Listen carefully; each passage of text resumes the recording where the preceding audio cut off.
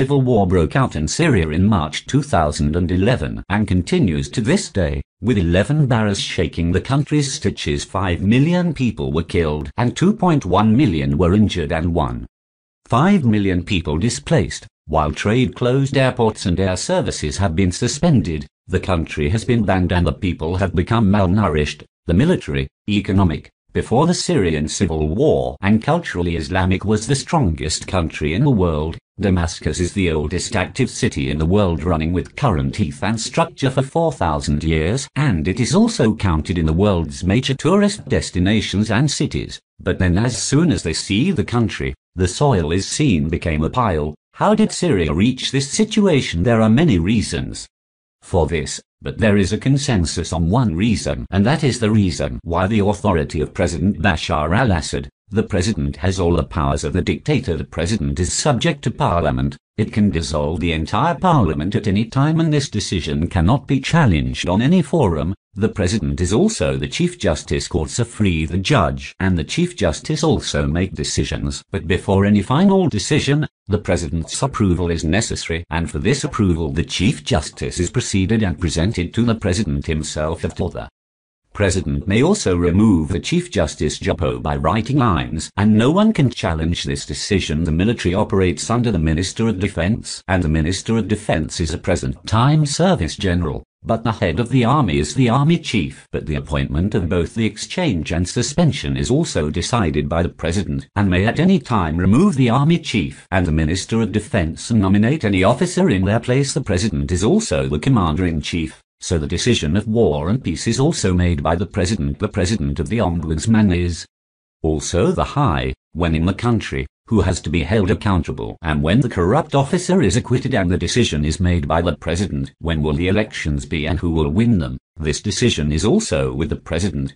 The president also makes important decisions on defense and economic issues. The cabinet is at the behest of the president as soon as he is elected. The president agrees the thief to the judge, and the president is angry. The judge is also guilty. The rest of the police administration and municipal committees decide the energy of the president, and no one has the courage to die, and this is a historically proven reality. When all the powers of the state go into the hands of a single person, that state is ruined, and the same thing happened with Syria. This country also became a pile of soil. Omar Khan and his tigers also want to come to power again. They understand that power is their birthright and the state should be put in a tray and return them. We now assume that Omar Khan really puts the knees on the state, and he has the election commissioner of his will. The election dates, the custom electronic voting machines, residual circles, will electors voluntary polling time, and will of immigrants are also voted on, and all their opponents are arrested and put in prisons. And thus what will Khan do once again with a 2/3 majority as prime minister? I think this will try to be President Bashar al-Assad.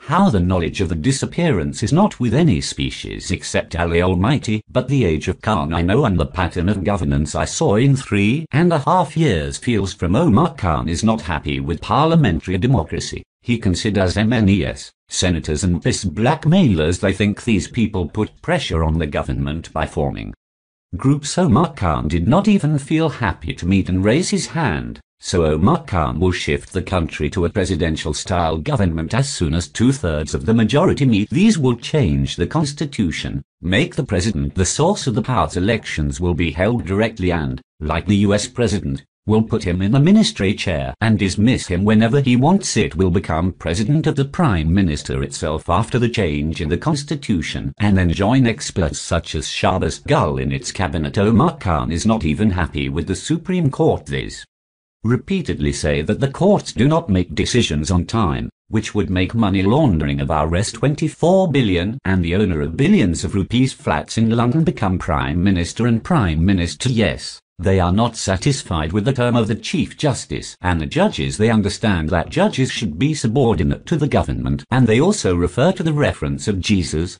who holds the judge in their private parties. In this regard, it is clear that our government cannot bring the presidential reference of justice fares Jesus to a logical conclusion, so it will also change the system of appointment and appointment of judges, and the Chief Justice. The deployment authority will also be taken into its own hands, so the government will dismiss any judge without reference as Bashar al-Assad whenever it wants. Omar Khan is not even satisfied with the term of the army chief. He says it is common.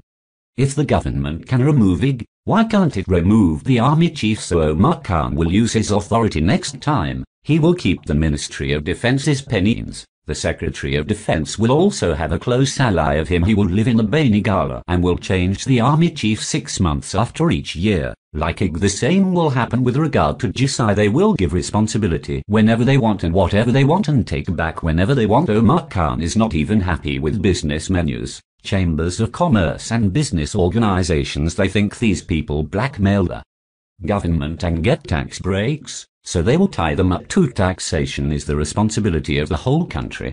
The government will receive taxes whenever it wants and as much as it wants, and the person who is resistant to this government's intention will be resistant to it. The iron hands will be nibbled. Omar Khan also wants to revisit diplomatic relations, which he wants to get out of slavery in the United States and Saudi Arabia. We want to greet them and put aside with Russia, gas, buy oil and wheat from Russia, and if it also has global sanctions, we will eat grass but will not accept slavery. This is the next time it comes to power. I will arrange a wide range of grass after coming so that the nation can take advantage of this facility for 10 and 15 years. They are not even satisfied with China. We understand that we asked China for help in a difficult time, but it gave us a couple of 1 billion and tricked us. We must get away from it now, so it will be CPAC for the second time in power. It is not even satisfied with the media. They understand that the media participates in every conspiracy against them. In the next government of Omar Khan, the media will have only two options. It will shift from the mainstream to social media to cut off the opposite anchors and channels, and the other it becomes PTV but T, and if the channels, if not, then wrap up your table. Want to make the Omar Khan nation. Tomatoes were their priority and will not be in the future, so even after 2/3 of the majority, potatoes, tomatoes, wheat and sugar will be left to the trust of Allah and will focus only on the nation building and the role of young people, so that 10 and 15 million young people together are the thief chant slogans. And the last thing, if someone conspired against them or tried to overthrow their government, he would be responsible for the results himself. Why? Because the atomic bomb button will be directly in their hands, and then only the song of Atollah Jesus Kilvi will remain in the world when it comes. Omar, everyone's life will be the new